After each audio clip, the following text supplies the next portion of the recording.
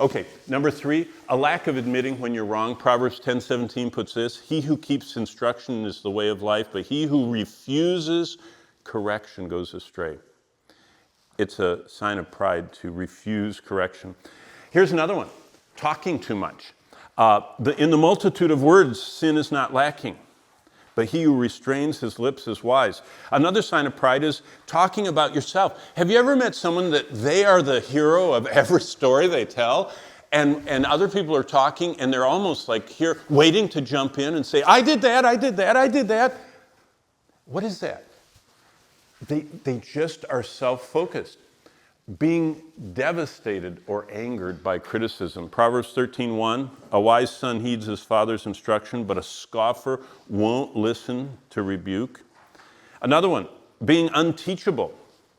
Someone who will not receive instruction. It says in Proverbs 19:20 that listen to counsel, receive instruction, that you may be wise in your latter days. Unteachableness is pride. Being, how about this? Sarcastic, hurtful, degrading. Proverbs 12:18 says this: there is one who speaks like the piercing of a sword. Have you ever been around someone like that? They can say, you can come up to them and they'll say something about your shoes or about your hair or about your, whatever. And it's just like, did you know that is a sign of pride? By the way, you know what sarcastic means? It's like hooks. The idea of sarks, it's a hook in, like something that, like barbed wire that gets into your skin. They give words that like cut into you and cling to you, and they want to hurt you. And that's the sign of pride. Again, Proverbs talks about blame shifting in Proverbs 12:1.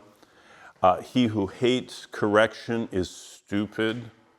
They are defensive. They push away the correction. Number 10, not asking forgiveness. Proverbs 28:13. He who covers his sin will not prosper, but whoever confesses and forsakes will have mercy. Resisting authority. Proverbs 30:17. The eye that mocks his father and scorns obedience to his mother, the ravens of the valley will pick out his eyes, and the young will eat of it. Wow.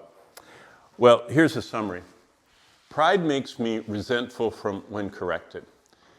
If someone corrects you and says, you shouldn't have done that, and you get resentful, that is an unbiblical attitude. It's pride. Hurt when disappointed, impatient when hindered, greedy when choosing. Do you know what's cute about children? Children, if you put a plate of cookies in front of them, a little child will look at all the cookies and pick the what for themselves? The biggest and best one. We chuckle about that. We think that's cute. But you know what that is? That's pride. Thinking, the Bible says that we are sinners from the womb. And so when we are greedy, when we choose things, do you remember Lot with Abraham in the promised land? Their flocks got too big. So Uncle Abraham stood with nephew Lot and stood on a mountain, and they said, here's all of the land. And Abraham said to Lot, you pick first where you want to put your herds, and I'll take what's left. And so you know what the Bible says? Lot went like this. And it says, behold, this whole side was lush green like a golf course and well watered. And over here was not. And Lot said, I'll take this part. And guess what was right in the middle of his golf course? A city called what? Do you remember where he moved? Sodom. And do you remember what happened to Lot? He lost his wife. God turned her into a pillar of salt. He lost all of his children but 2. Most people don't realize Lot had other children in Sodom that burned up because it said his sons-in-law thought he was crazy and they wouldn't come with him. The only ones that escaped were Lot, Mrs. Lot, and 2 daughters. So Their unmarried daughters went with them. Their married kids stayed in Sodom and got burned up. So Lot lost his wife, his family, and he even lost his own reputation. He got involved in sordid immorality with his own daughters.